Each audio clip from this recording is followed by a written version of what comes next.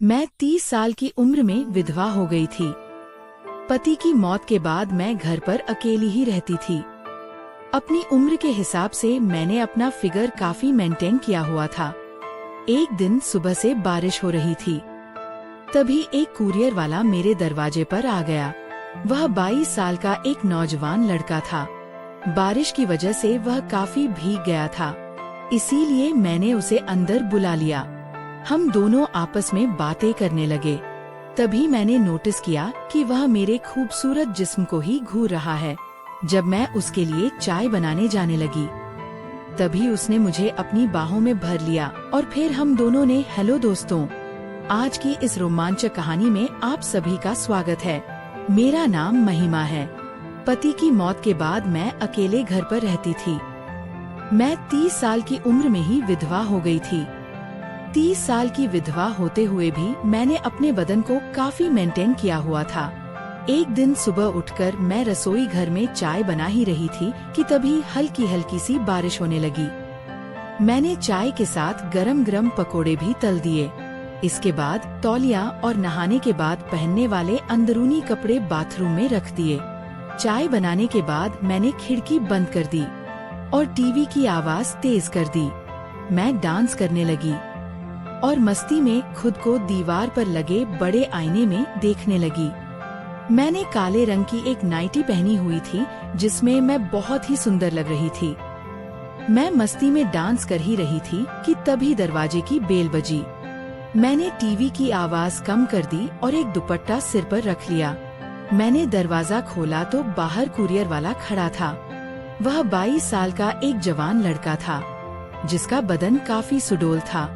वह पहले तो मुझे काफी देर तक देखता रहा और फिर बोला, मैडम महिमा के नाम से आपका पार्सल आया है। मुझको तुरंत याद आया कि मैंने एक ऑनलाइन शॉपिंग साइट से अपने लिए एक सूट बुक किया था। मैं बोली, हाँ, मेरा ही नाम ही महिमा है। लड़के ने मेरा कुरियर मुझे थमा दिया और साइन करने के लिए मुझे पेन दिया। पेन देते समय उसके हाथ मेरी उंगलियों को छू गए थे। मैंने एक नजर उसकी ओर देखा और दस्तखत कर दी। मैंने उसे 15 रुपए दिए तो लड़के ने 200 रुपए वापस कर दिए और बोला 200 और का डिस्काउंट चल रहा है। मैंने उस लड़के को बड़े ही ध्यान से देखा, जिसने आज के बेईमानी के जमाने में भी ईमानदारी से सच कहा और आज 200 वापस कर दिए। थोड़ी देर बाद वह लड़का बोला, मैडम थोड़ा पानी मिलेगा। मैंने पूरा दरवाजा खोला और बोली, तुम तो काफी भीग गए हो, अंदर आ जाओ। वह अंदर आ गया। मैंने अपना सूट अलमारी में रखा और रसोई घर में पानी लेने चली गई। अब मैंने अपनी छाती से दुपट्टे को अलग कर दिया था। कुछ देर बाद मैंने लड़के को पानी दिया। पानी देते समय जैसे ही मैं थोड़ा झुकी, लड़के की नजर मेरे उभार जा टकराई और उसकी आंखें बड़ी बड़ी हो गई। पानी पीते पीते वह लड़का नजर बचाकर मेरे उभारों को देख रहा था कि अचानक उसने छींक दिया। मैं बोली, तुम्हें तो सर्दी लग गई है, अभी बारिश भी तेज है। अगर तुम चाहो तो थोड़ी देर यहाँ रुक सकते हो। तुम्हारे कपड़े भी काफी भीग गए हैं, चाहो तो बाथरूम में जाकर फ्रेश हो सकते हो। वह लड़का बाथरूम में चला गया। उसने दरवाजा बंद करके लाइट जलाई। वहाँ मेरा नहाने का तौलिया और अंदरूनी कपड़े पहले से ही रखे हुए थे। लड़के ने अपनी कमीज निकालकर उस तौलिया को पहले चूमा और फिर उसी से अपने बदन को पोंछा। उसने मेरे अंदरूनी कपड़ों को अपने हाथ में लिया ही था कि तभी बाथरूम के दरवाजे पर दस्तक हुई। उसने मेरे कपड़ों को वहीं पर रख दिया और थोड़ा सा दरवाजा खोलकर बाहर देखने लगा और बोला, क्या हो गया मैडम? मैंने उसको काले रंग का कुर्ता दिया और बोली, ये लो, इसे पहन लेना। लड़के ने वह कुर्ता पहन लिया और अपनी कमीज सूखने के लिए डाल दी। लड़की ने बाथरूम में बहुत समय लगाया। मुझे समझ नहीं आया रहा था कि इतनी देर से वह कर क्या रहा है। काफी देर बाद वह नहा के निकला और बेडरूम में जाकर टीवी देखने लगा। मैं रसोई घर से चाय और पकोड़े ले आई और उससे पूछने लगी, तुम्हारा नाम क्या है? वो लड़का बोला, मैडम मेरा नाम आर्यन है। मैं 1 साल से कुरियर डिलीवरी का काम कर रहा हूँ, पर पहली बार आप जितनी नेक औरत मिली है, जिसने मेरे साथ इतना अच्छा व्यवहार किया है। फिर वह बोला, आप यहाँ अकेली रहती हैं या आपके साथ वो कोई और भी रहता है? मैंने कहा, मैं अकेली ही रहती हूँ। कुछ सालों पहले मेरे पति की मौत हो गई थी। इस दुनिया में मेरा उनके अलावा और कोई नहीं था। तब से मैं यहाँ अकेली ही रहती हूँ। वह बोला सुनकर बहुत बुरा लगा। पर आपके पति की मौत कैसे हुई थी? मैंने कहा, एक कार दुर्घटना में उन्होंने अपनी जान गंवा दी। और इतना कहते मैं रोने लग गई। आर्यन ने मेरा दुख बांटने की कोशिश की और अपने बारे में बताया कि उसने ग्रेजुएशन तक पढ़ाई की है और वह इस शहर में पिछले 1 साल से रह रहा है। वह यहाँ एक अच्छी नौकरी की तलाश में आया था, पर जब उसे कोई नौकरी नहीं मिली तो उसने एक कुरियर कंपनी में नौकरी शुरू कर दी। वह बहुत ही मासूमियत से मुझे अपनी जिंदगी के बारे में बता रहा था और मुझे भी अपना दुख बांटने का मौका मिला था। आज इतने दिनों बाद मुझे किसी से बात करके बहुत अच्छा लग रहा था। आर्यन एक बहुत ही सुलझा हुआ इंसान था। हम दोनों को बात करते करते कब 1 घंटा हो गया, हमें कुछ पता ही नहीं चला। मैं अपनी शादी का एल्बम उठा लाई और आर्यन को अपनी शादी की तस्वीरें दिखाने लगी। आर्यन बोला, सच कहूँ तो तब आप किसी खूबसूरत अप्सरा से कम नहीं थी। मैंने मुस्कुराते हुए कहा, और अब क्या, अब मैं अप्सरा नहीं लगती? बस इतना बोलकर मैं मुस्कुराते हुए खाली प्लेट और कप लेकर रसोई घर में चली गई। मैंने आर्यन से कहा, तुम यहीं बैठो, तब तक मैं नहा के आती हूँ। मैं नहाने की तैयारी कर रही थी और मैं ये भी नोटिस कर रही थी कि आर्यन सिर्फ और सिर्फ मेरी खूबसूरती ही निहार रहा है। मैं नहाने के लिए जा रही थी कि तभी वापस बेडरूम में आ गई। मुझे देखकर आर्यन हैरान रह गया। मैंने पूछा, तो बताओ कैसी लगी मेरी शादी की एल्बम? आर्यन बोला, बहुत खूबसूरत। वह मेरे गले के नीचे देख रहा था और बड़ी ही मद्दोश सी आवाज में बोला, वैसे आप अभी भी कुछ कम नहीं हैं। आप अगर चाहो तो किसी का भी मन मोह सकती हो। ये सुनकर मैं एक खास अदा में मुस्कुरा दी। मैं नहाने चली गई और कुछ देर बाद मैंने बाथरूम से आवाज दी, आर्यन, मैं अपना तौलिया लेना भूल गई हूँ, प्लीज तौलिया दे दो मुझे। आर्यन आया और मुझे मेरी तौलियां पकड़ा दी, पर उसने मेरे साथ कोई हरकत नहीं की। मैं चाहती तो थी कि वह थोड़ी सी छेड़खानी करे, पर उसने ऐसा कुछ भी नहीं किया। कुछ देर बाद मैं नहाकर बाहर आई। मैंने काले रंग का लहंगा और काले रंग की चोली पहनी हुई थी। छाती पर दुपट्टा था और सिर पर तौलिया बंधा हुआ था।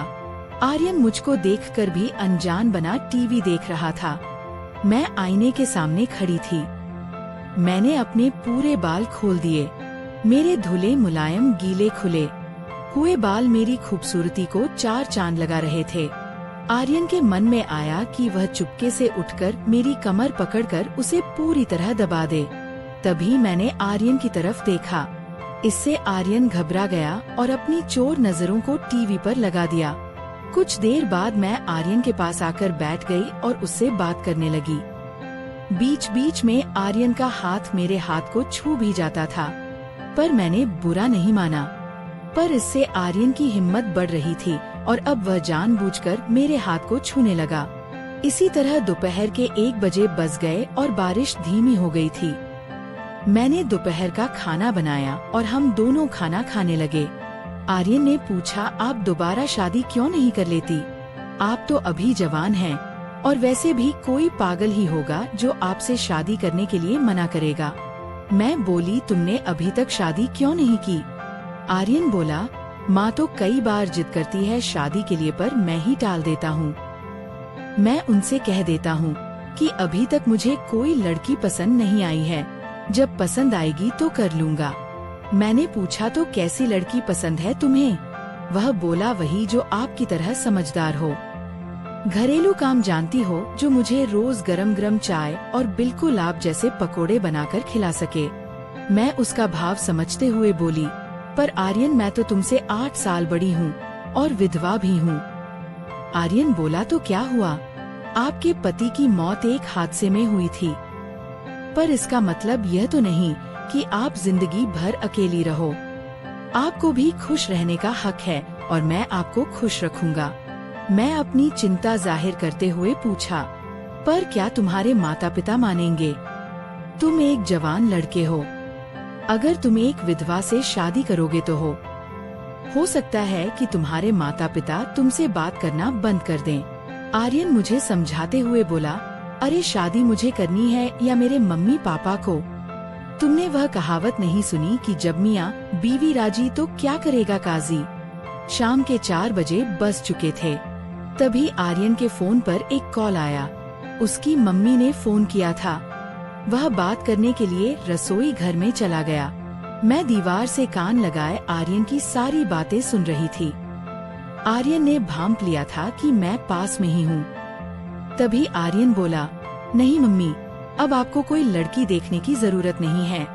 मुझे यहाँ एक लड़की पसंद है और मैं उसी से शादी करूँगा। ये सुनकर मैं शर्मा गई और नजरें बचाकर आर्यन को देखने लगी। इसके बाद आर्यन ने फोन काट दिया और मैं पीछे से आकर उसे लिपट गई। आर्यन ने मुझे अपनी बाहों में भर लिया और तभी बारिश दोबारा शुरू हो गई। मैंने आर्यन को रोका। मैं बोली, अगर बुरा ना मानो तो आज यही रुक जाओ। आर्यन का भी मन कर रहा था मेरे साथ पूरी रात रुकने का। मैंने कहा, मैं रसोई घर में सो जाती हूँ, तुम यही बेडरूम में सो जाओ। वो बोला, अरे ऐसे कैसे, ये घर तुम्हारा है, तुम बेडरूम में सो जाओ। मैं किचन में सो जाऊंगा और वैसे भी मुझे ज्यादा आराम की आदत नहीं है। मैंने कहा, हाँ अभी ये घर तुम्हारा नहीं है, पर शादी के बाद तो तुम्हारा भी हो जाएगा। ये सुनकर आर्यन ने मुझे गले से लगा लिया और मेरे गालों पर एक जोरदार किस जड़ दिया। उसने मेरे शरीर से दुपट्टा अलग कर दिया। मैं भी आर्यन से पूरी तरह लिपट गई। वह मुझको चूमने लगा और फिर हम एक दूसरे में समा गए।